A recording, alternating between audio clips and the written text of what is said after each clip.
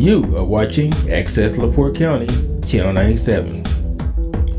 Coming up next is the September 23rd, 2024 meeting of the Michigan City Historic Preservation Commission.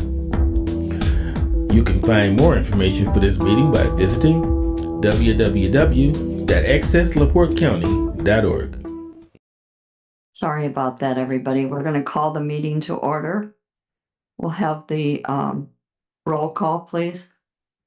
Joyce Dalton. Present.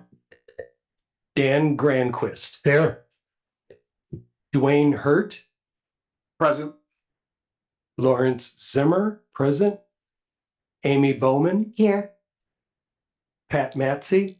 Here. Anthony Hicks. He's here. He just doesn't have a chair. Okay. Greg Coulter. Deb Parcell. Here. We need another. Kyle Anthony Petter. Here. All are present. We have a quorum. Greg, if you want to sit right down here. Okay.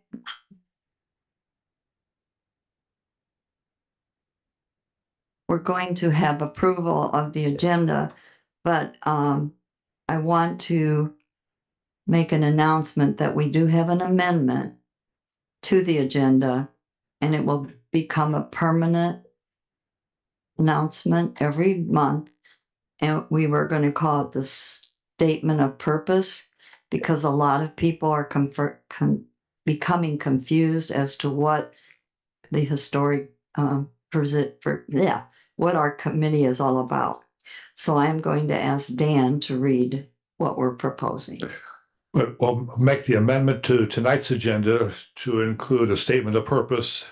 After we approve the minutes from the prior meetings, it will be a permanent addition as an item 4 on the agenda, and move the other numbers down. And I have some to read at that time, but then I'll give you the text that we could even possibly include in the written form so the public has the statement with them. So I move to amend the agenda to add the new item 4 after the minutes are approved. Second. Aye. All in favor? Aye. Opposed? Thank you. And you can go ahead and read that.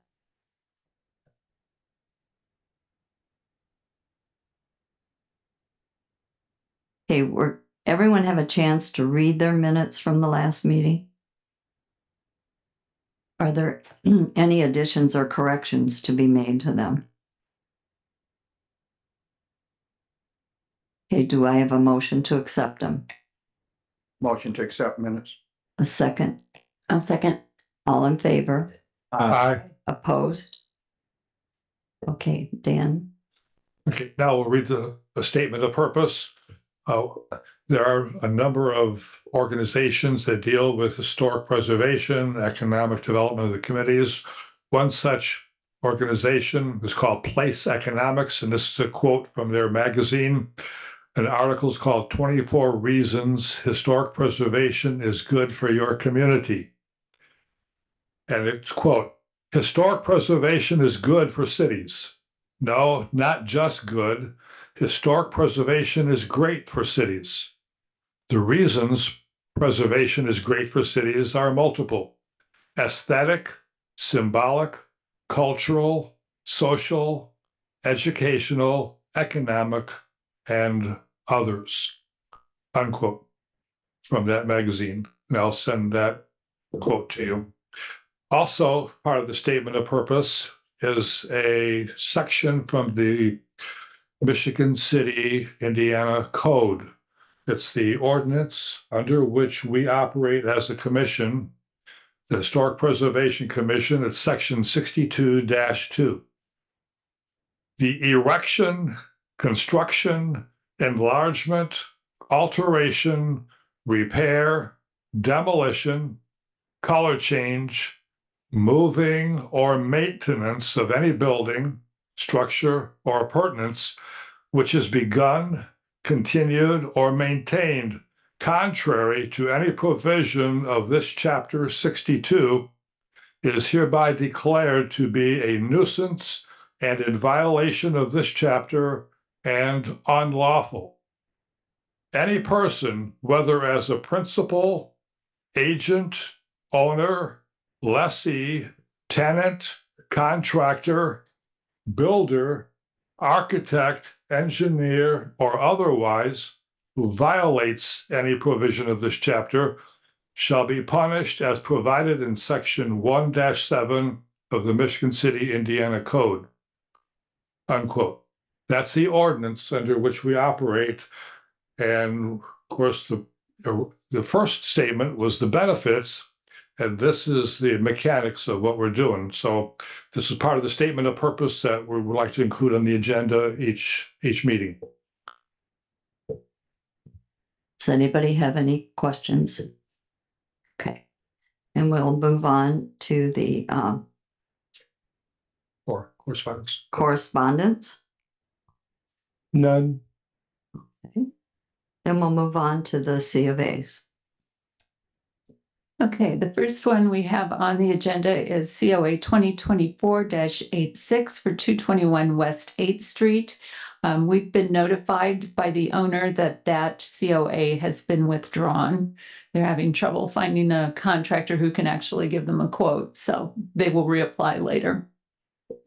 So we'll move on to COA 2024-093 for 215 East 9th Street. This is the fence that was installed in the backyard of that property, and we gave them 30 days to do something about it. And so I don't know where we are on that. We have the applicant is here.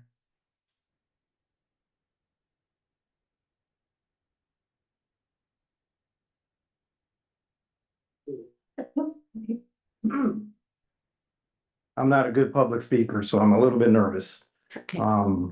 What kind of questions can I answer? I think this fence that we looked at last month, the fence was installed without an approved COA. It's over 6 feet tall. It's horizontal, which generally is not recommended or approved by the commission. And the finished face of the fence is facing the property instead of the adjacent property. So it was in violation of several items on the guidelines. So I think the motion was to give you 30 days to remove No, I think it was do to, something about it. yeah, to kind of come back and have for us to have a discussion about Okay. what to do for next steps. So yeah, generally the guidelines are looking for a privacy fence that's 6 feet tall or less in the backyard. The finished face is facing the outside instead of the inside, and that the boards be vertical. So Okay, it kind of had a few challenges there. I understand. So what I'm trying to do is make a little area for my wife and I just to sit back. I mean, in our alley back there, we've had gunfire, we've had police pick up casings. Mhm. I've had items stolen out of my vehicle, items stolen out of my backyard. I've got homeless people walking down my backyard. I've got a lot of stuff happening. I just want to protect my wife and my children that are there, that I can be in my backyard and just have a grill and cook out. I mean, I had my grill propane tank stolen. And I understand it's too high. I'll bring it down to whatever you say. I'll finish the opposite side if that's what you want. Mhm. And the reason why we went horizontal, we saw it at Zorn Brewery, how they went with their planks horizontal, and we thought that looked good, and we were gonna try to, maybe paint it, I don't know, but we just thought it looked good. I got probably less than $400 in material. I didn't think I had to pull a permit. And we were gonna do pergolas, I guess, off the top. This was what we were thinking anyways. And we didn't run it the entire length of the property. We just want that little section for us, Mhm. just to be able to sit back there and we're not even that safe because there's still people walking up and down the alley. And it is what it is. I can show you police reports that we did that, it's unsafe. And my wife can't be out there by herself. She wants to go out there and garden and stuff. Guys will say stuff, if I'm not with her, she's not comfortable. Understandable. Yeah, I see the need, definitely. Yeah. So I'm not arguing the need Yeah. for the fence. And I I'm, think that's I'll fine. comply, So whatever you guys say. It just needs to meet the guidelines better than it does. So I get that's all I'm Yeah. saying. Yeah. So And I spoke with him before and did you say it was 6.5 foot or? So typically in the rest of the city, it's 6.5 feet, but here for whatever reason, in the historic district, it's only 6 feet, which Okay. I don't know why that Because is. I mean, it's an old apartment building, so I figured it was residential, commercial, or business. I don't know what it is exactly. So where do I fall under? Is it residential or business or? It falls under residential, but it's because I believe there's 4 units, it's taxed commercially. Tax commercially, okay. Now But commercially, can I put a higher than 6 foot, like 6.5, or I'm still at 6? I'm You're just, still at 6 'cause Okay. it's in the historic district, and unfortunately. if you guys are willing to let me box in the other side, I will do that and I'll put it right at 6 foot. And it'll just give me the protection that we just want. And I didn't do it the entire thing. I almost look at it as a buffer wall rather than a fence. There's no gate. It doesn't go from one end to the other. It's just a little section there that we would just like to have, maybe a little fire pit and just kind of cuddle like on that little corner. And there's still an opening that we see a lot of people walking up and down, and you may not believe me, but it's not the nicest thing sometimes. So, yeah. I believe it. I took the picture from the alley, so Yeah. I understand. And we Yeah. it's find not empty where I'm liquor gonna bottles go. in our backyard, and Yeah. So my cars have been ransacked in the front and in the back, so, I mean, it's crazy. you know, So, but we love it. I mean, we like being that close to downtown, so, Yeah. yeah. Thank you. If you're willing to do that, then if you would let Kyle know when you have it finished, Absolutely. and then we will do that. But we Okay. appreciate your coming and Thank you. telling us. Thank you, You're welcome. and you be safe. Thank you. Bye-bye. Joyce, if I may, sir, if you have your phone with you, But we have a COA this is on the record page that we need to from the retained, vote on. from the, So I would, on this one, then I would make a motion that we approve the installation of the fence, subject to staff confirmation that it's rebuilt in compliance with the guidelines as staff has directed. So just work with the staff on that. Yes. And we would approve the fence. So that then you work with the staff and you don't have to come back. yeah, that's fine. So that'd be my motion. Yeah. Okay, do we have a second? I second that motion. Thank you. All in favor? Hi. Aye. Opposed? Okay, thank you.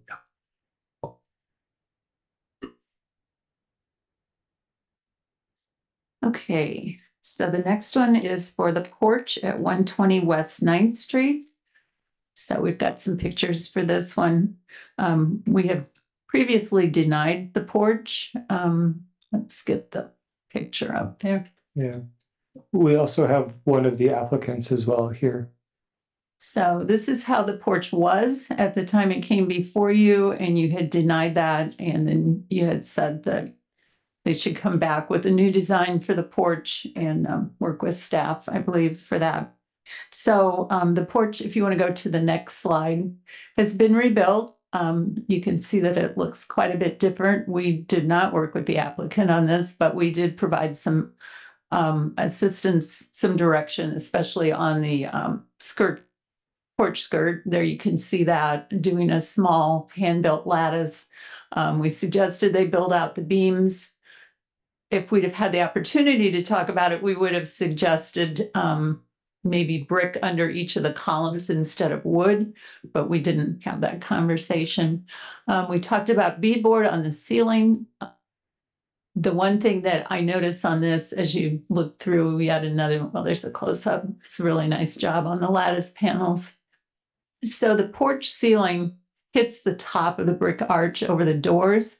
So had I seen that previously, I think I would have recommended either taking the ceiling up to follow the slope of the roof, if that would clear it, or even leaving it open. People do that occasionally on porches, and the beams are exposed on the underneath side, just painting it all in a darker color so it kind of disappears. I'm not real pleased with the way it covers the top of the arches, but those would be the only things that I'm aware of. And then just finishing out, we don't know the details yet, and maybe we'll hear that on the railing in the front, exactly what that's going to look like. And then we would also request that everything that's wood be painted within a year. So I've got some sketches. I Okay, bring them up to you? Yeah. sure.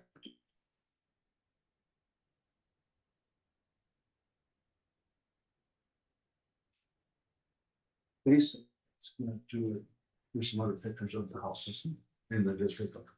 Basically, he's gonna follow those examples. You want to pass them? Yeah, let's pass them around. So, Yeah. excuse me, probably looking at a square spindle, probably. Which I think would be very appropriate for this house. And then, yeah, painting that. That looks like a good choice. The one there wider than the others, I don't know that I have a particular feeling on that. Either one of those I think would be appropriate. That's very similar. Yeah, not colonial spindles. That doesn't really work. I'll send these down your way. Well, I guess I should have sent them that way first. Yeah, I'm send- sorry. Okay. Yeah, so the square spindles look really appropriate. So I would recommend approval of that drawing. That looks pretty good to me.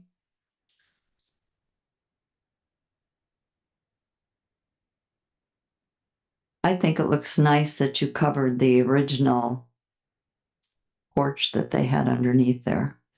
Well, I actually didn't. I'm here representing Chuck, who's in Colorado right now. Okay, well, it But I'll let does, him know. it does look very Yeah. nice.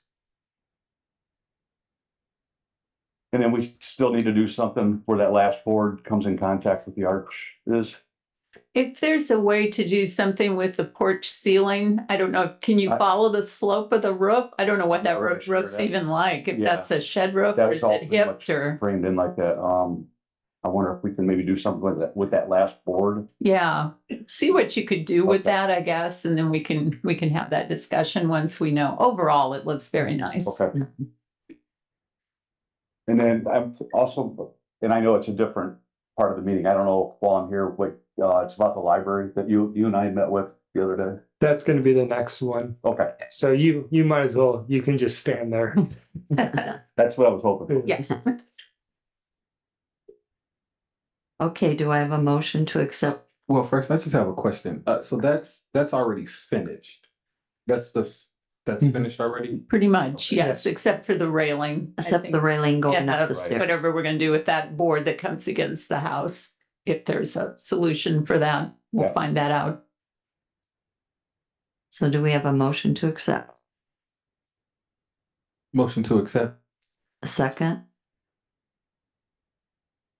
We also should probably require paint within 30 days, or I mean, a year. I'm sorry, not 30 days, a Ellie. year. Can I ask a question? Sure. As far as the spindles, do you have a material that you require, whether it be treated lumber or cedar?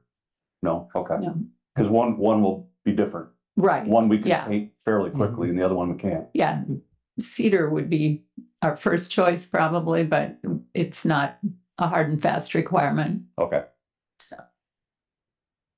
Okay, all in favor? Aye. Opposed? Thank you. Okay, moving on to the next one. This is for 312 East 8th Street, the old library. And so this project is replacing the two front lamp posts on top of the existing steps. And the proposal is to match the existing lawn and sidewalk lamps in the style and glow, but shorter. So there's a picture of the original lamps with the library. And then, yeah, it's just a straight on view of the same thing. So that's what was there. And those are the ones you can hardly see them that are there now. They're very tall and very thin. And just the size and proportion of the scale is not right for the building. So these are the original posts. And so the finding of fact is the lights were removed and replaced without approval or a COA. Historic lighting should be retained. Currently installed lights are different in size and style. The historic lights should be repaired and reinstalled. So the staff recommendation is approval of the repair and reinstallation of the historic lights. And I don't think we would require that they be functional necessarily. I mean, if that's easy, yes, but if not, there could be some kind of auxiliary lighting. So what they were able to do is find a new light that looks very, very close to the original that we talked about Thursday or Friday. Okay. Can I bring these in? Mhm. Because I think trying to repair those old lights in the basement, it's gonna be really, really difficult. So here's a picture of the old one. If you look at that style, they're Mhm. very, very simple. And it's got that fluted base, which is there. Right. Yeah, there's a picture of the base somewhere. Send it to them first.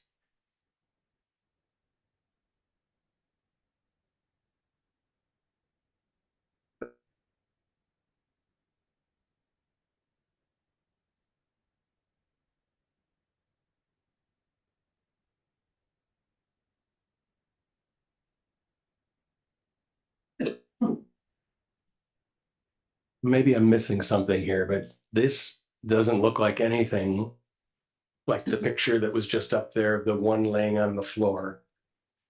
No, Isn't that the one we're trying? that is Right, the one. so, and those don't even match the two that are up front that are original to the building. So what we're trying to do is match those two. That way it looks like you got 4 lights that go together.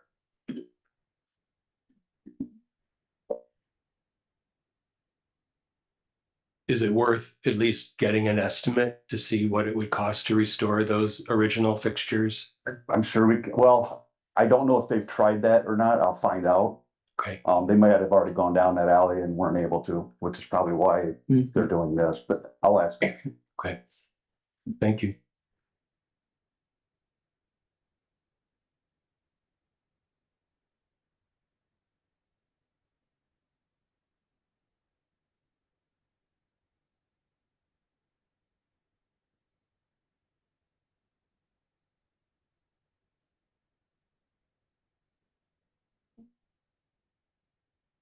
They look pretty close to the ones that are out there.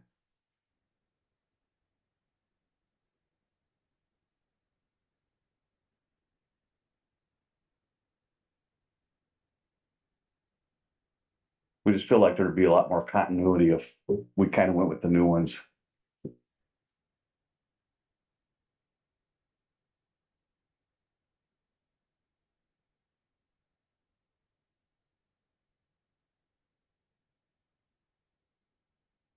I'm also not clear, are we talking about these 2 new ones going out by the sidewalk or up by the front door? By the front porch. They're Okay. the 2 that were put in recently. Yeah, they're very tall, skinny. They really don't go. So these would be replacing those. Okay.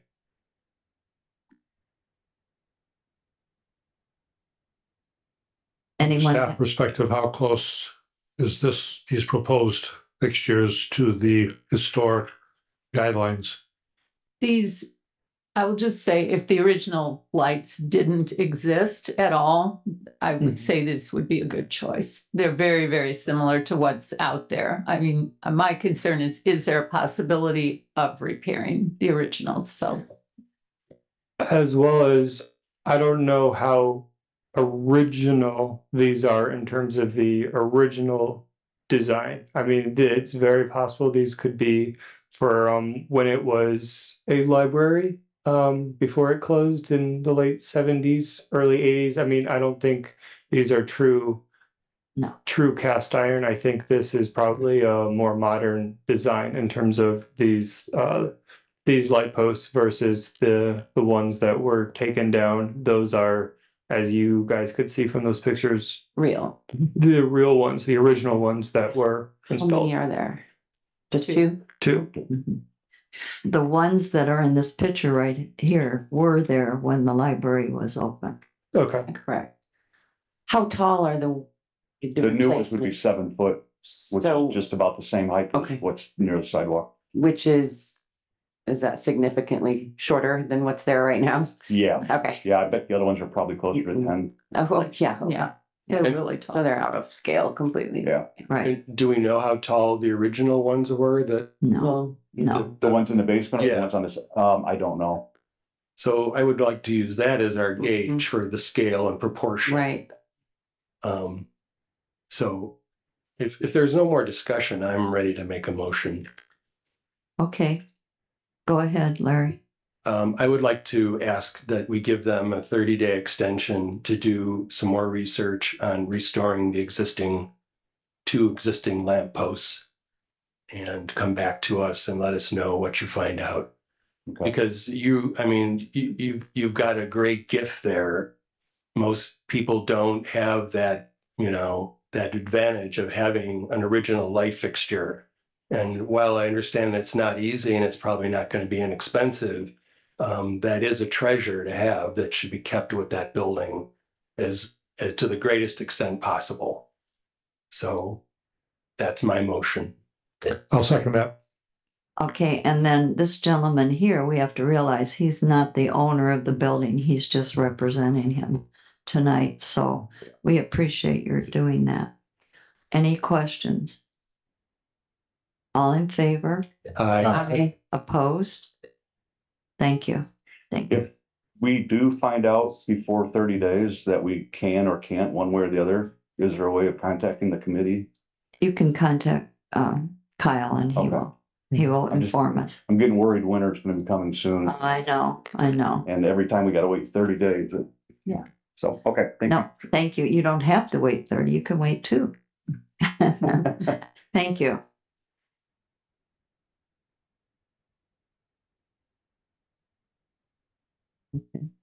Okay, next COA is 2024-107. It's 703 East Michigan Boulevard. A request for demolition. As you can see, it was run into by a car. So it's got some structural issues. This is a gabled L built around 1880. It is rated contributing. There's a picture it's a little hard to catch it in here, but you can see it when you're in the house that it slopes tremendously in that room. That's kind of a central room to the house. Other rooms go off of it. There, again, it's hard to see from where we're looking, but the floor drops way off there. I don't know, several inches just over that area where that foam is. So there's some serious foundation issues. I think there's a couple more pictures of the bricks. There you can see they're cracked and they're bulging. Also, if you could get the dimension to it, it actually bulges out. There's a corner, again, cracked and falling away. And one more, yeah. So very, very serious structural issues with the foundation. So finding of fact, the demolition of contributing rated buildings in the historic district is rare and approved only in rare circumstances, such as when a building has become a hazard to the safety and the welfare of the public and repairs are not possible. The foundation is seriously deteriorated from deferred maintenance. The north side was damaged when hit by a vehicle. Ceilings and floors are sagging. Areas of the foundation are bulging and sagging. Character-defining interior trim and doors should be salvaged if possible, and the owner is contacting South Bend Trade Works to explore that possibility. The owner has the plan for this and the adjoining property for future development. When demolition is considered, salvage of character-defining features is encouraged, along with a plan for the use development of the site post-demolition, which she's doing that. So the recommendation is approval due to serious structural damage with condition of allowing South Bend Trade Works to salvage architectural items of interest, if possible. Do I have a motion? I have a question. Is this the house we're talking about? No. Did we see a picture of the house at all? Yeah, he had it up on the screen. Can you put it back, Drew? That corner has been bad for Michigan City because the church right across 7th Street had the same thing happen to it about 10 years ago.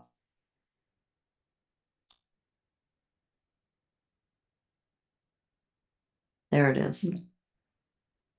It's the view if you're headed out of town on Michigan. Mhm. It's facing 7th Street. It sits on the corner, well, sort of. There's a little sliver of land that is undeveloped right beside it, but nobody's going to build on that. No. And Deb, what is your recommendation? demolition. Okay. Yeah, that foundation is bad, really bad. I can't even imagine what it would take to restore that. Do we have a motion? Motion to demolish the building. I have a motion to demolish. Do I have a second? Second. All in favor? Aye. Opposed, same. Thank you. Do you know the plans that are going to happen next, Deb? That, can you tell us? Do you have those? I don't know. I misplaced the documents that were given to me. You, by any chance, Irene, do you have? Okay, Okay, this is the owner. yeah. She gave us copies when we met. This is just a stick drawing I had done for the moment, because I knew that I would need that.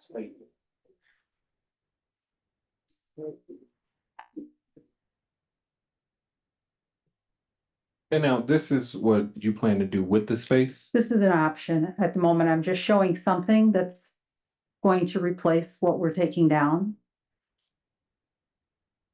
That's something that we want to be sure of going forward, that there is a plan for the land, even if it isn't really completely defined at the moment, but not that it's just going to be a grassy lot for the foreseeable future. So Yeah.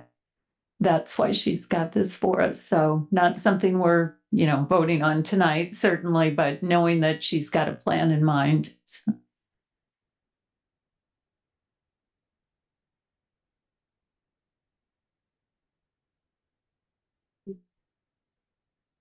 Looks like your plan would be for more of a commercial structure.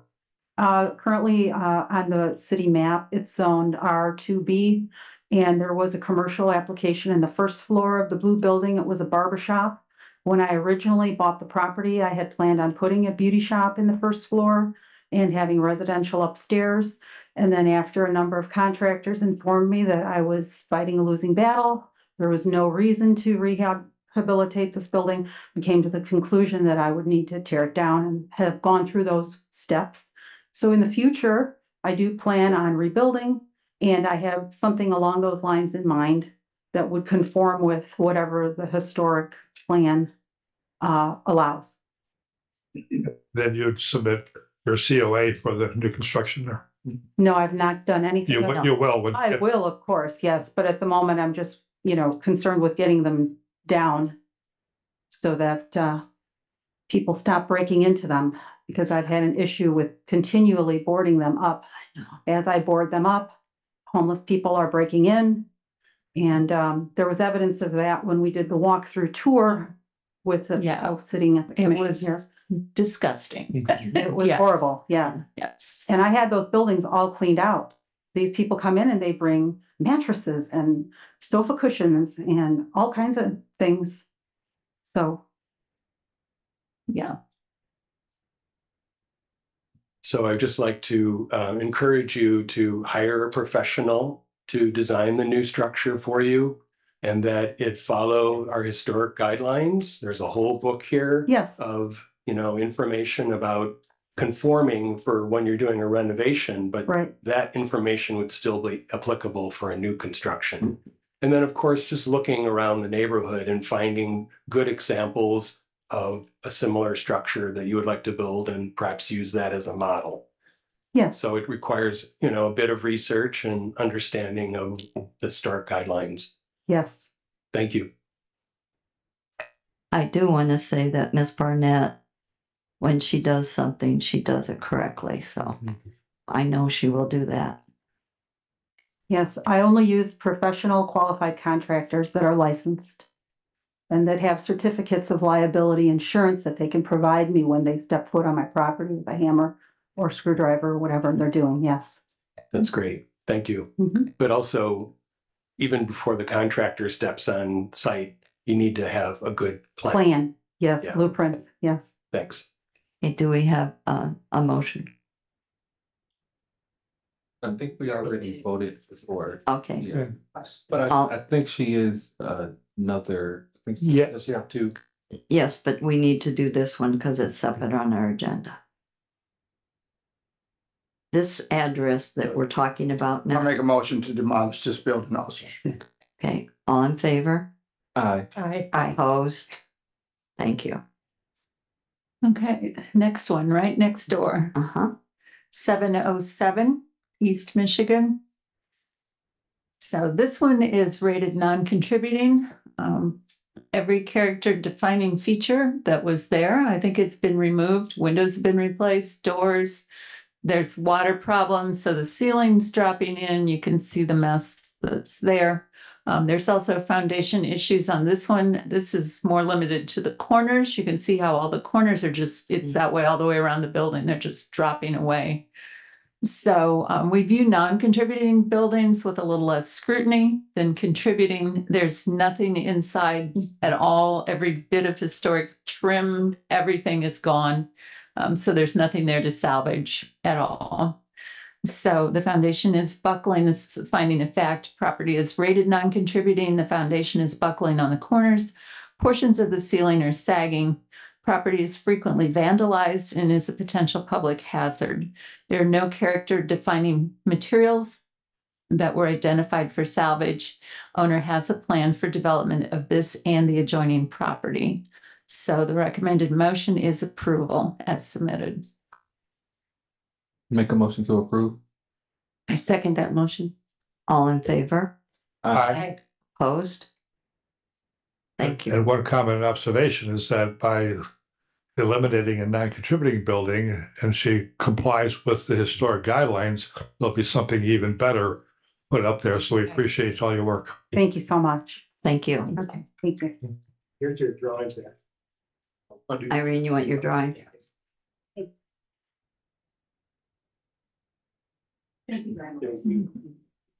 Okay, the next COA is 2024-109 for Larry Wall, 117 West 7th Street. This building is rated notable, an Italianate built around 1875. The proposed project is remove the existing roofing and install new standing seam metal roofing, horizon lock metal roof in matte black. So the finding of fact, the early Sanborn insurance maps note the roof as being wood shingle, although several adjacent buildings had metal roofs at the time this was constructed. The existing asphalt shingle roof sustained storm damage.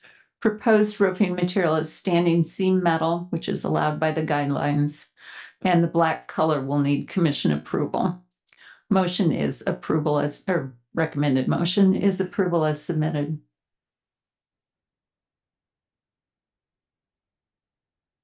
Does anyone have any questions? Do you have any comments for us, Larry? No, thanks, Joyce.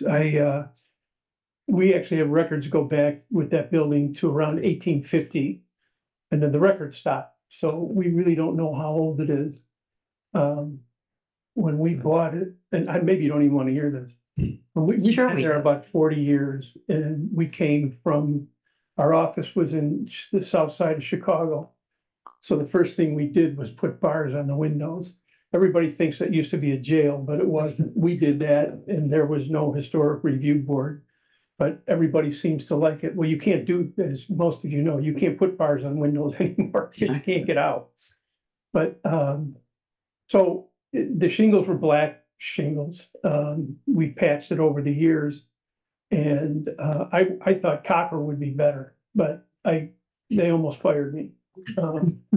So I looked around. The Barker's mansion has copper roofs, standing seam on some of the out structures, and their roof is slate. We couldn't put slate on this; it wouldn't support it. So I thought the best thing to do was to put standing seam black, actually matte black.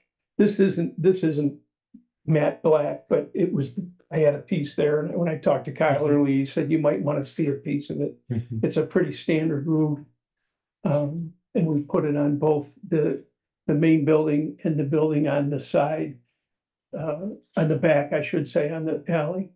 On the other part of the building on, it's 120, I think,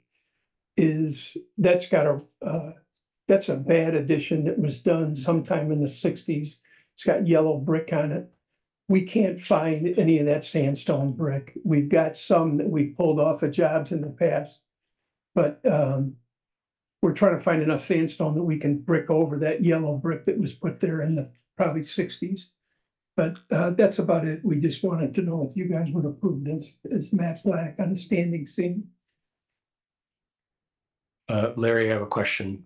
So would you consider using like just galvanized metal, which would look more like an original zinc roof? You know, Larry, we could. I looked at copper first because I looked at the Barker Mansion and that has copper. Yeah. But as everybody knows, when you put copper on, it doesn't look good for a long time because it's bright copper colored and then it has to weather. So I kind of got shot down with my partners, which is my family.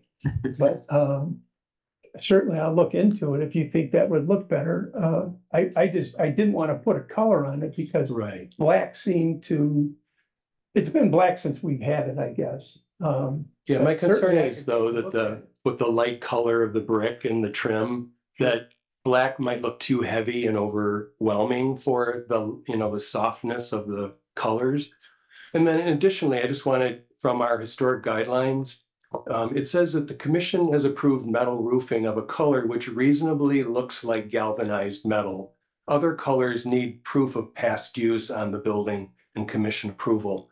So I guess when I think of metal roofs on historic buildings, they're almost, in the old days, they would use lead or zinc or some kind of a galvanized metal, but color is like really a new, more modern thing. And so that's just a recommendation. I didn't look at that because I didn't think about it. That's simply it. Okay.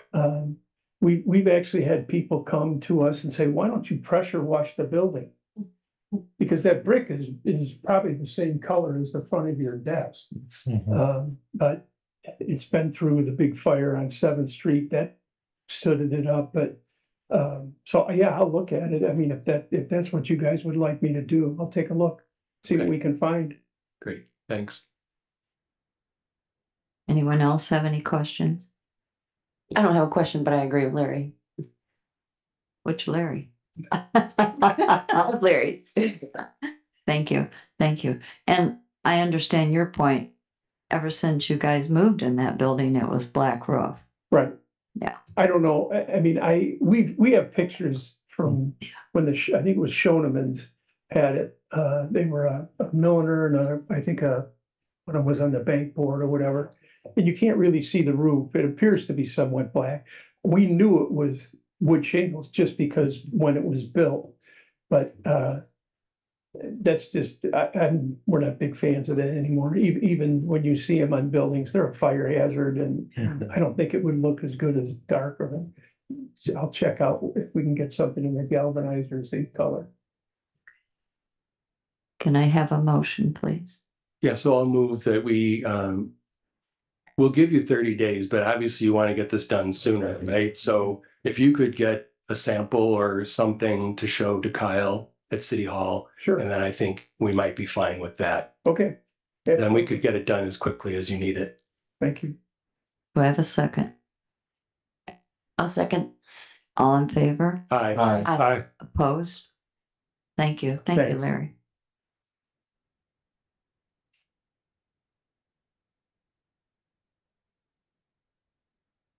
Okay, COA 2024-110 for Rudy Connor. This is 119 East 9th Street in the Franklin Street Local and National Historic Districts, rated contributing, gable front, building 1887.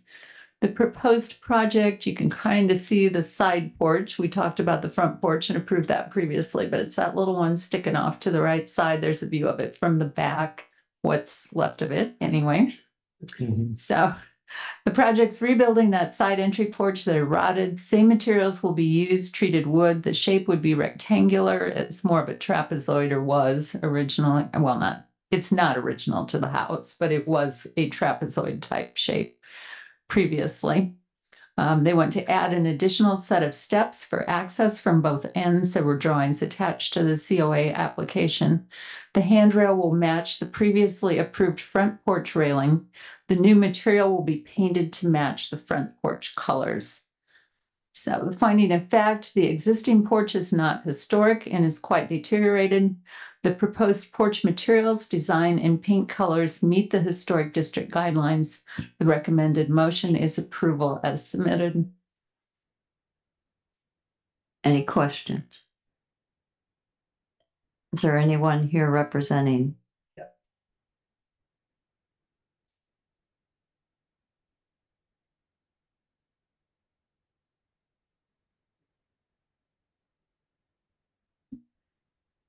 Hello. Does anyone have any questions for Mr. Carlson? You have anything you want to tell us about it?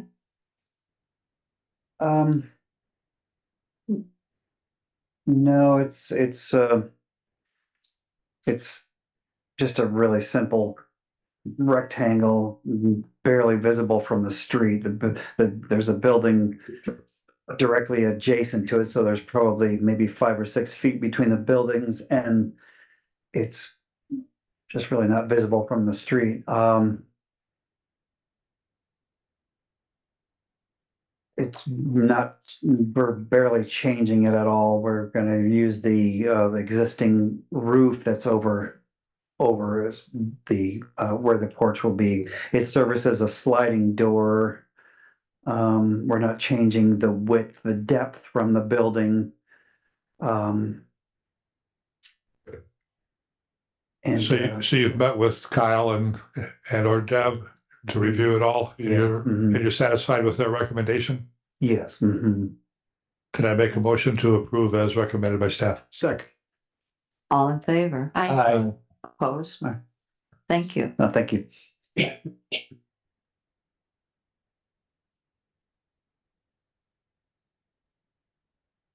Okay, the next one is 2024-111. This is for 720 Franklin Street, contributing building built around 1950. And the project is installing one illuminated wall sign.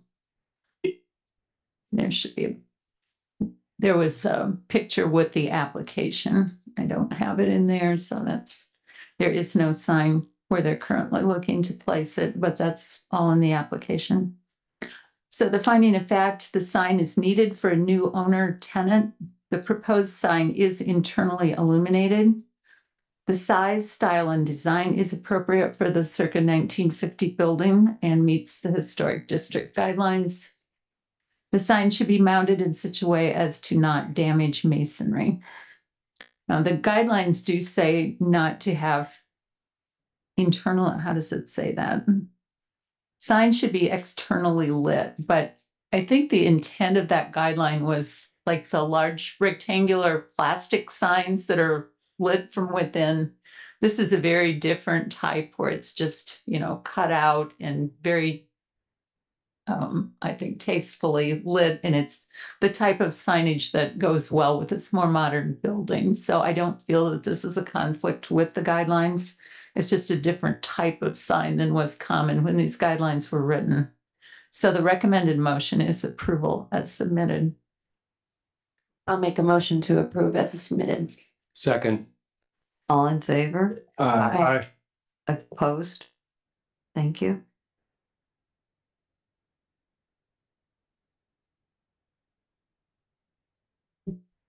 Okay, next is 2024-114. The applicant is Hard Hat Construction, owners Todd Wright, 220 East 8th Street in the Elston Grove Local and National Historic Districts. The building is rated non-contributing.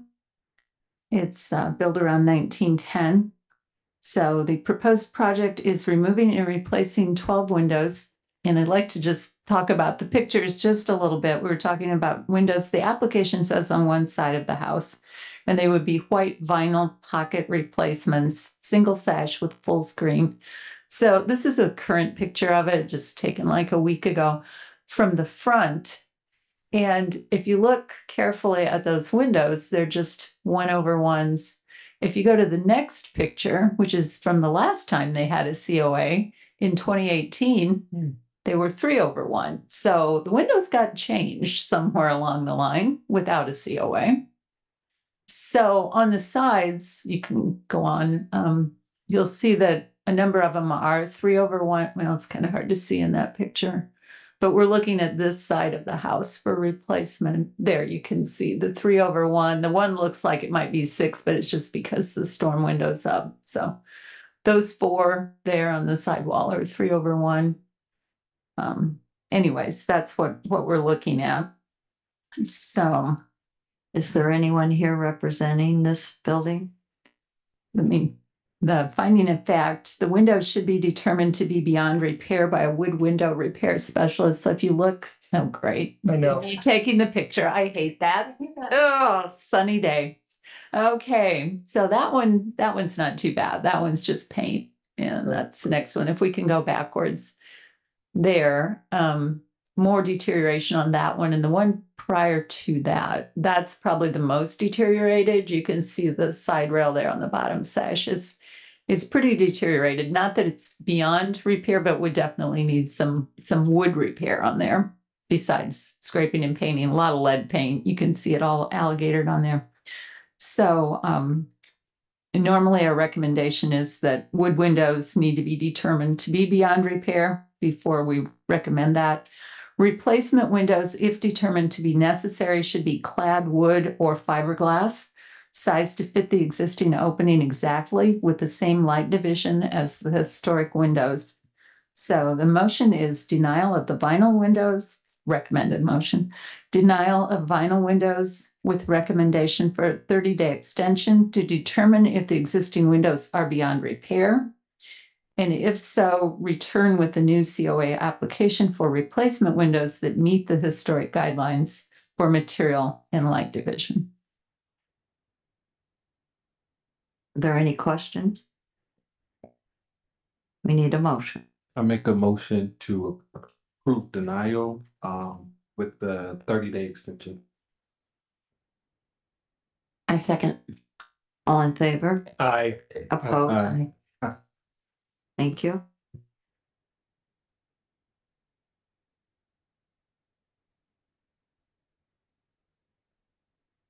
Okay.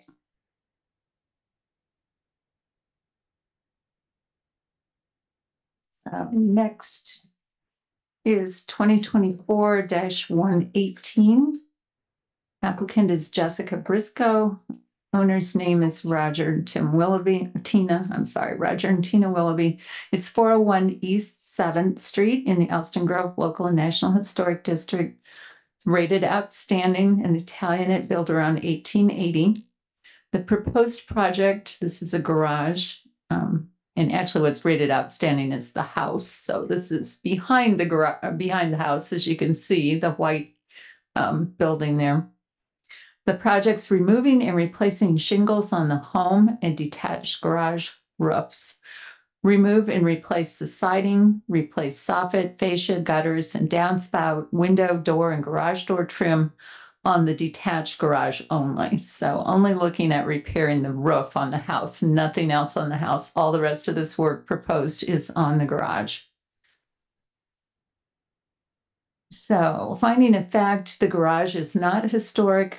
The roof and the siding have been damaged by hail, and they certainly have. You can see it from the street. It's really extreme. The roof and the gutters are in-kind replacements that could be approved by staff, but since we were about ready to meet, we just put it all on one application for you. The siding that's proposed, as far as I could tell, did not have a smooth face, and the guidelines do recommend a smooth-faced siding. So the recommended motion is approval as submitted with the condition of smooth, not a textured or wood grain siding. Is there anyone here representing that property? Okay, we need a motion.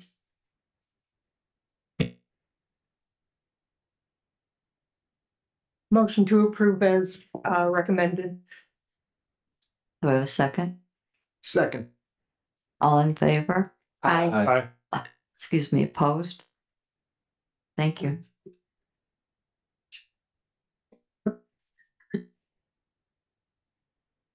Okay. So the last one we have a staff report for is 2024-120. This is for Sharon and William Page, Properties 116 West 10th Street in the Washington Street Local and Haskell and Barker National Historic Districts. It's rated notable and built around 1890. So the proposed project is replacing the roof, repairing deck boards, installing a full gutter system, repairing fascia and trim, and painting the fascia and trim. So the staff recommendation, the finding of fact, the roof will be replaced with certainty landmark architectural shingles in black. I'm sorry. It's been a long day. Secondly, the gutters currently exist only on the northeast portion of the building, so they're looking to put gutters all the way around. 6-inch aluminum gutters and 3x4 aluminum downspouts in dark bronze are proposed to closely match the trim and be installed on the entire house. Fascia and trim will be repaired as necessary and painted Sherwin-Williams 7048 Urbane Bronze, and that color is from the pre-approved historic color palette. The proposed work meets the historic district guidelines, so the recommended motion is approval as submitted.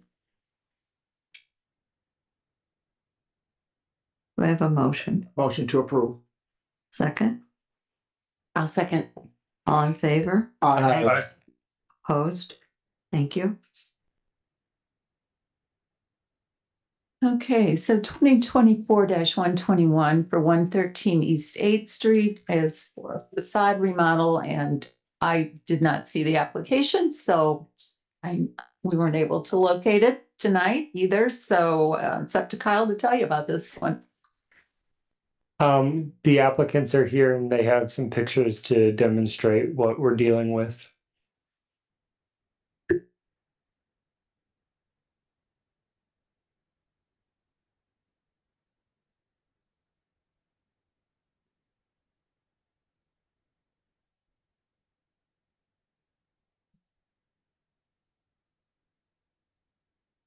I'll just pass these along to you. Yeah. Talk about it as we go.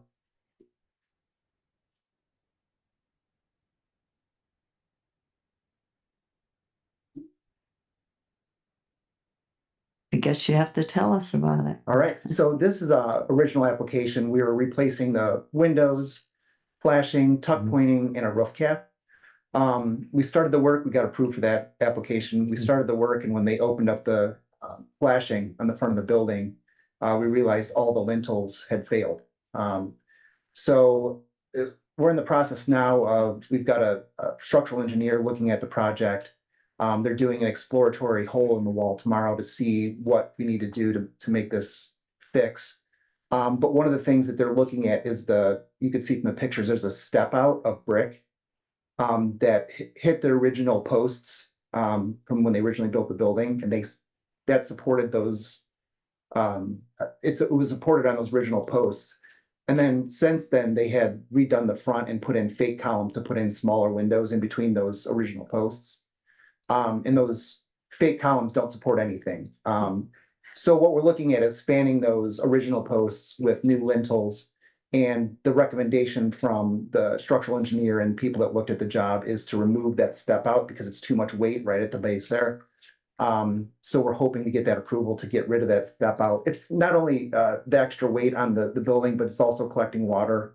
It's just a bad design from the start. We're going to keep the step down from the top down to the flat, and then just flat all the way down to the columns.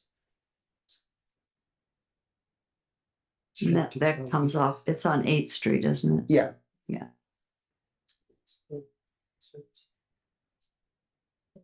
Anything else? A little hard to see, but I'm getting the. Well, I'm Sheree Wilson, and I've been working with Sam and Al on their project. I'm with Cunningham Blank Construction. And so the structural engineer that we had out, what we had discovered is where that steps out, the lintel never actually supported it. And so it would always kind of be an improper cantilever of these like 4 rows of brick that come out. There's actually a void behind there. Oh. So we'll know more when we do the exploratory, but even so, in order to support it, we'd have to take the entire front off to redo the lintel all the way across. The lintel's around 55 to 60 feet long. It goes across the entire building. Okay. And whoever had came in, like maybe 30, 40 years ago, they put 2 by 12, 2 by 10 in there, where that had, yeah, and it's just, and you can see in the one picture, it actually bows down. Mhm. It's actually destroying their windows, so even if we were to, if we were to follow this suit, that weight will always bear on windows. So, as well, so it's just technology, at the time, it's kind of like balloon construction. Right. It's. It was good then, Yeah. but not in the long run. So, But we yeah. want to maintain as much character as possible. So we'll try to, give it some detailing, but the fact is to follow the exact detail, it would cantilever without being, and there's not a space to go behind to take it back 2/3 in. No. To support it. Yeah. So, I can see the woods extremely deteriorated and Yeah. yeah. So I think, yeah. It was hidden. Yes, yes, it was. We were ready Yes, to it work was. on this project. We didn't really know what we were gonna get into. Right. So, So, yeah. Usually you never do. right. Yes. You haven't even started the exploratory section of it all. But we did want to get approval in case we needed to go in that direction Mhm. ahead of time, so we don't have to waste any time with the Right. weather coming and, Right. so. So what's the request or the application for? The request is to be able to, if needed, get rid of the step out of brick. Because it is cantilevering out over the lintel space. And bringing it back to flat. So instead of stepping out at the base over the windows, it would just go flat with maybe one course of bump out, just Right. to give architects just a enough little. to give it a little bit beam. of detail. Yeah. It almost looked beam of- like, kind of like a little bit of a ledge. Yeah. Oh, sorry. It right now, I'll just do it like here. So, Step up to the microphone. okay, so typically when you have something that cantilevers, you have like a little bit that comes out, but you got 2/3 coming back into the building. Well, we can't do that because we'll destroy their ceiling. It's really tight. It's, the truss system, instead of running this way, runs the opposite. So we Huh? can't tie into that either. Yeah, it's quite the hat trick. So how does the facade step out comply with the guidelines? Yeah, yeah, not the very top one, but the central one, right above the windows. So there's 2 step outs. Up at the top, A it's, step down and a step up. yeah, Okay, yeah. So you want to eliminate the lower step. right, That makes sense. Yeah, that Still one's keep the less column visible. very much. certainly. As they are. Right.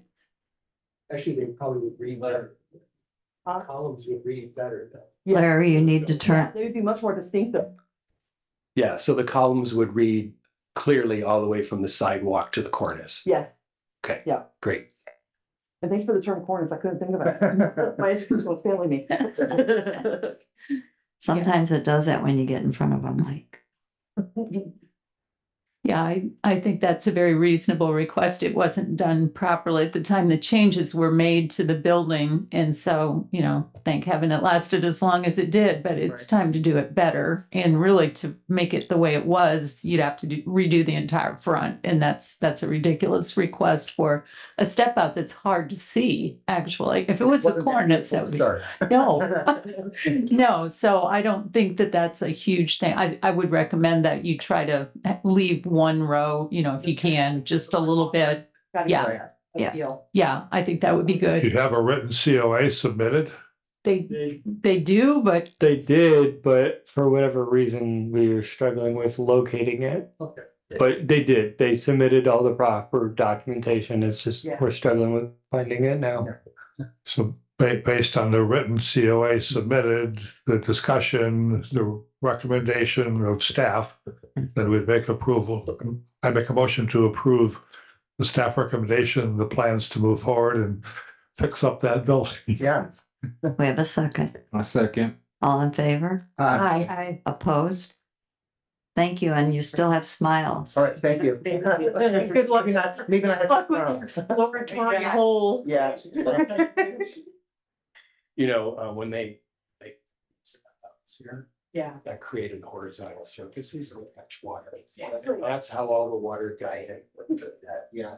Yeah. So that's why you want to limit horizontals that don't go this way. You want to eliminate the ones that go this way. Yeah. The ones that go, okay.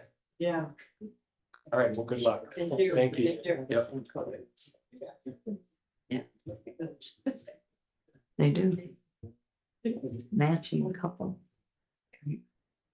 She's, yeah. Okay, next we're gonna go on to the maintenance review, but a suggestion has been made. Oh. If the staff has already approved all this, could we kind of lump them? Yeah, I just also wanted to announce that we've hit over 100 COAs for the year. And my recommendation is that we start bringing treats for Kyle because he's losing too much weight. Yes. Yeah. All have some of the treats, so they're not just all. Okay. Kyle, do you have anything you need to? No, nothing major. I mean, they were, well, as you can tell, most of them are roofs. I did a quick calculation, and since May, since our hailstorm, I think we've had about 45 roof replacements that can all be contributed to the hail. So that's the bulk of, I think, why we have the number that we have, even though we've surpassed last year's by about 20 or so at this point. So we're looking at record numbers once again.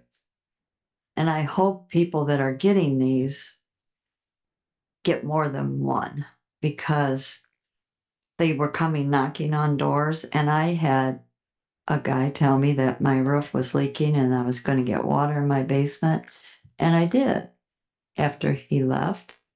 And called, well, anyway, my gutters were all plugged with stuff that I'd never seen before in my life. Wow. And it caused all the water to run. So I hope people are checking. Anyway. Okay. So we're going, is that all right if we do that, Kyle? Okay. And certificates of appropriate in progress. You still have lots on your desk? There's a few for next month. Okay. So we're working through it all. Good, thank you. Any committee reports?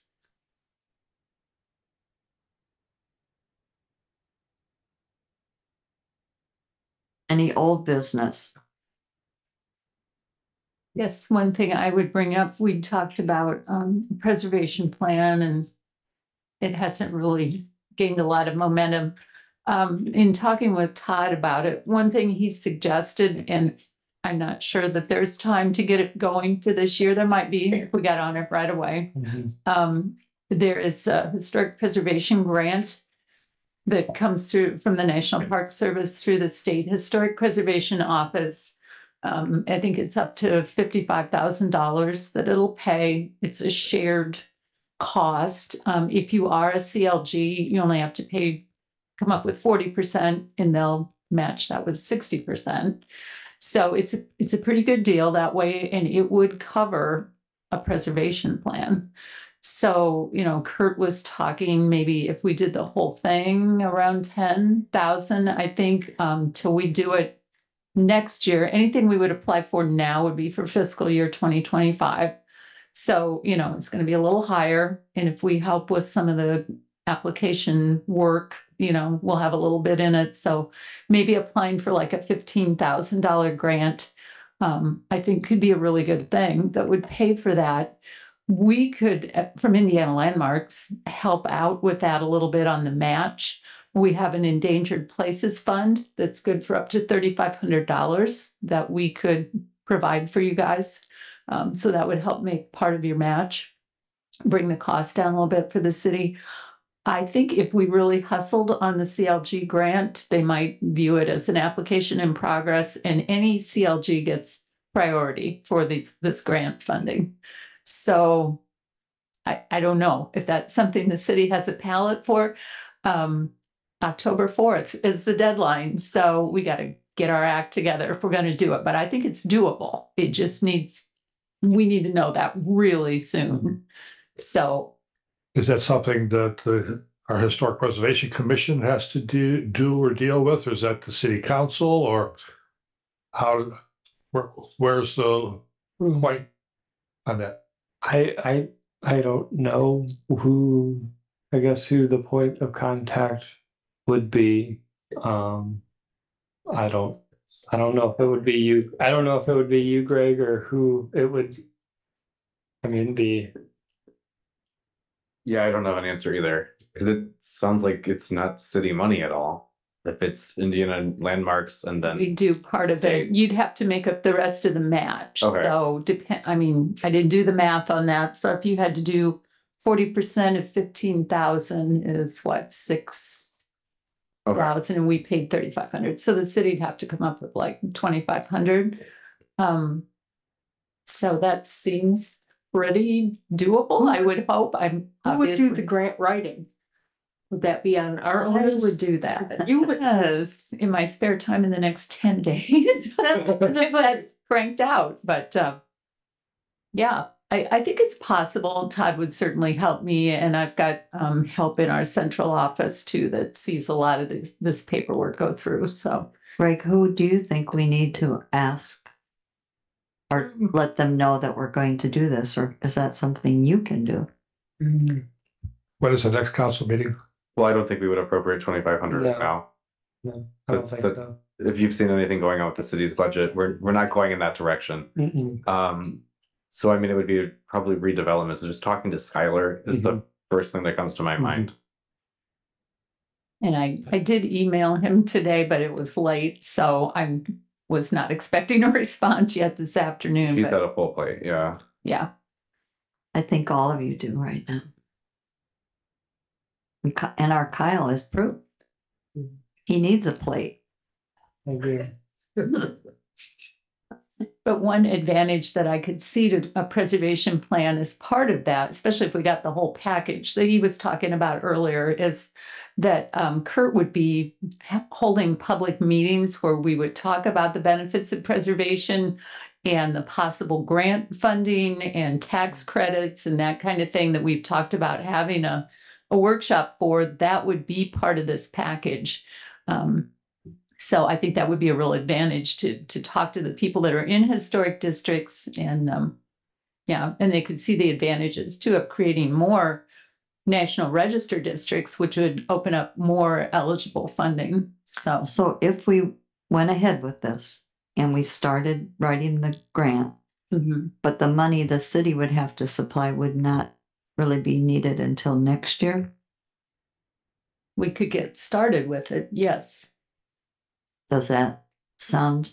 I know it's hard, but with The that, mayor is cutting like $6 million from the budget, so. I know. Yikes. So this would be from redevelopment, most likely, Yeah. I think redevelopment came up with the funds for Kurt's work here They did previously, originally. didn't they? When he wrote all the National Register nominations for the districts. So Well, from wherever the money would come, we wouldn't need the money to next year. pay the money till next year. Right. We'd have some time to raise it. Do you all like this idea, or? Yes, absolutely. Yes. We want them to work. thanks, Dan. No, We I can bring her food too.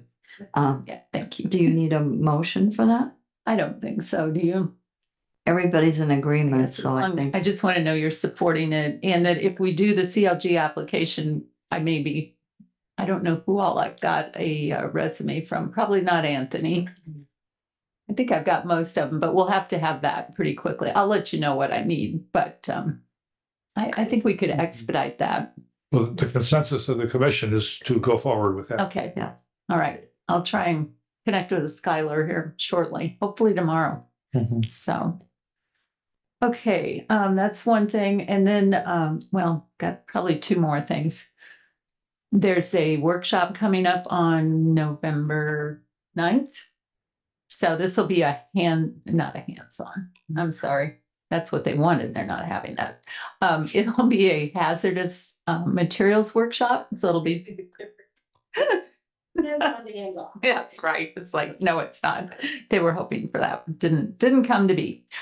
So it'll be about lead paint and mold and asbestos, that kind of thing. So that's something that, just about anybody with a house built before 1978 likely has some lead paint. So we can put that out there. So expect to see some information coming. That's a Saturday. Where's it going to be? It'll be at the LaPorte Library. And there'll be an Eventbrite sign up coming soon.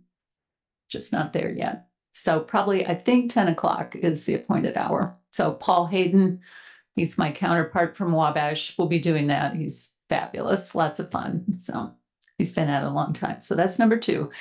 And thirdly, we had a meeting with our marketing department not long ago to try to come up with I guess we're going to call it a workshop template. So it's not so burdensome for them to advertise individual workshops that we do, and yet we still get the benefit of their advertising. So all kinds of like plaster repair, wood refinishing, those kind of things. We're going to try and have those at different areas within our region. And so we just need to plan ahead so we can get on the calendar, and then they would do the marketing for that. And so that would get you a lot of really good exposure. So that's something that's going to be starting next year. So kind of have that in your mind and be thinking when you might want to do that, because we're going to have to give them about 4 months of lead time. But they'd be happy to do that. And I think those are other ways we can reach out to the community and help people keep their houses up. I think that's it for me. So Deb, do I understand then this November 9th workshop, we can invite anybody and Yes, everybody? that is open to the public. As many people as we can get in there. We'd love. They just sign up at Eventbrite? Yeah, it'll be out. We don't have it up yet, but it's going to go through Preserve Historic LaPorte. So they're going to actually be the ones putting it on their Eventbrite site, because our marketing department screamed when I asked for something that close. So, yeah. So it's going to be up to all of us then to spread the word as much as we can. I know Martha Moust, so I will make sure that she knows about it so she can spread the word in the historic district. Great.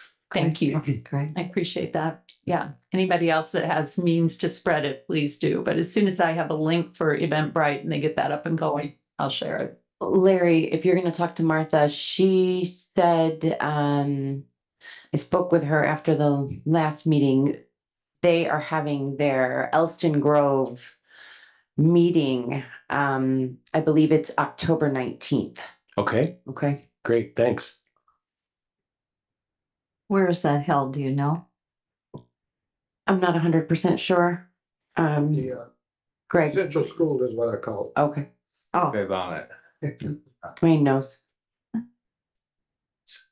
okay. We'd ask for public comment, but Drew's the only public here. Yes. We still need to, for new business in terms of the 11th Street train station, panel. Okay. Sorry. So I contacted both the LaPorte County, historian, as well as I also added in I guess essentially he's the Michigan City historian, Josh. So I, from the Lighthouse Museum, so I sent both of them the document as requested by the board, and there was only one change that they proposed. Technically, I never heard back from the LaPorte County historian, just because I think he's very busy and he just didn't see the email. Bruce. So if you guys would, if you're okay with the one change, which was just the change of a date, one of the, in terms of the year that Elston, that I guess the original Elston founded, I guess, Michigan City, that was the only change. So if the board pleases that to approve the the panel, I guess, as submitted, because I provided the updated history. I believe it's in my packet. Is the panel is what we discussed at the last meeting? Yes. Okay. Yeah. The front, basically, of the.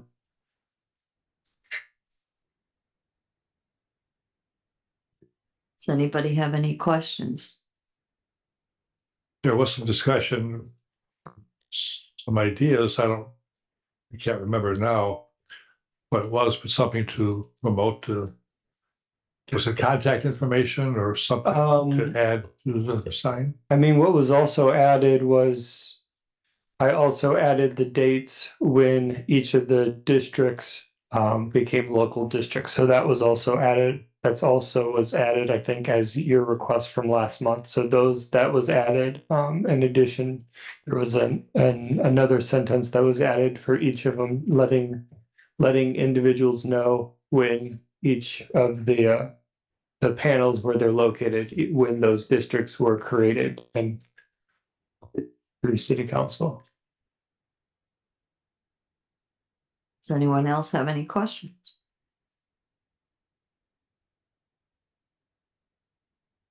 Okay. Anyone else have any comments, staff or? Yes, I do. You're not in a hurry tonight, are you?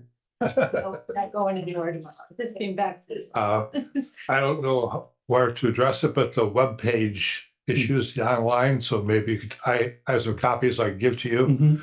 But there's, if you go to the eMichiganCity.com site, you look under the planning inspection, it still references the Historic Review Board, which should be changed to Historic Preservation Commission. There's a lot of archaic, old-fashioned terminology that I think it would help to clear it up to the public and be consistent to conform across the page there. Yeah, the city's getting a new website in a couple months, maybe. So I don't think they're making very many changes to the old website. They still have my personal email and phone number on my council page. So we're all waiting for the next couple of months to get the new website. Okay, I'll leave this with you then, so you can kind of follow through or just to double check. This is a lot of outdated. Just proactive, or whoever's making the new website. Yeah. Yeah. I mean, I had sent them updates in terms of the documents that were on there just since we officially moved here. Because currently the website still holds our old location and to try to reduce confusions. So I'm waiting on those updates, but I also know that there's a chance that those updates might not be made until the beginning of the year. So we're kind of in a holding period that I don't want to provide inaccurate information, but at the same time, I have to be kind of mindful. But I appreciate this and I'll see what I can do. If you have questions, let me know. We can talk outside of that. I did talk to Kyle earlier today. I had 2 phone calls about the 8th Street where they were gonna just tear down the back of the house and of the cleanup, and he's been trying to get a hold of him on that and has not been able to, so. Yeah, I mean, it seems to be in a kind of a holding pattern in terms of, I mean, the contractor has, my understanding, has the approvals, at least through the board. And I believe they have permits, but I don't know exactly where it is in the process, so I don't understand fully what is the holdup in terms of finishing what they started. Well, I hope they have permits because within the last couple of days, there's some work that's gone on out there, so. So how do we check on that? I'll look into it again to see where things are with it, but I'm hoping that they clean up the site before it becomes a true hazard to the community. I know when the gentleman that was talking about homeless, I went through the cemetery on Sunday and I always go in the front thing, and at the first mausoleum that's on the left, when I was coming up there, this guy sits up, a homeless guy. He had a backpack that he had his head, he had a blanket, and he waved to me. And I'm thinking, oh my gosh, they're sleeping in the cemetery in those, because several of them have room for a body to lie down. That didn't sound right, did it? for a person to lie down.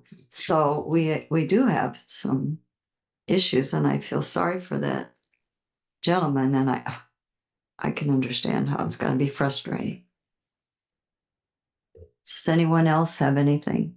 I have one more follow-up question and comment, discussion is that for the public, we appreciate everybody that tries to fix up the property, spend their time and money, investment to do that.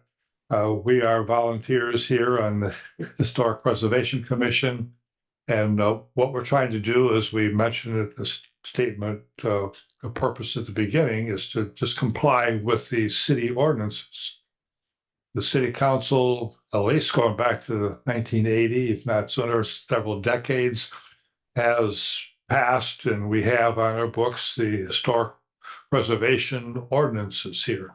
So that's all that we're trying to do is follow those. Those are the laws of the city in compliance and conformance with the laws of the state. And as you look through that, and I'm not going to read through the sections here, but as I search through them, there's no reference in the ordinance to the word difficult or expensive. There's no reference to impossible.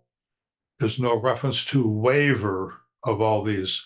So as the public comes, as the homeowners and investors come, we're just trying to help comply with the city ordinances. So when the applicants, petitioners come to us, this is what we have to conform to. So if it's not likable, we had some discussion about affordability and so forth, that's not our prerogative. So maybe the investors or homeowners or the commission, we can make an appeal to the city council about possibly including some options, alternatives for the commission, some waivers or something, but that's not our function here. We have no authority technically, legally to do any of that. So we just want the public to know that we're just trying to make the city nice and beautiful, maintain the historic preservation. We understand the concerns that many people have, but so many wonderful people in our community have come forward to fix their properties, make it beautiful. And we just want to thank them very much. Those that come to do the changes, make the changes, and we just enjoy having them come and share with us what they're doing to fix up our city. And I just wanted to thank a member of the city council for saying some kind words about us at their last meeting. Thank you. Any other comments or questions? Do I have a call to close? Motion to adjourn. Second? Second. All in favor? Aye. Thank you. Third, fourth, fifth. Sixth, seventh, eighth.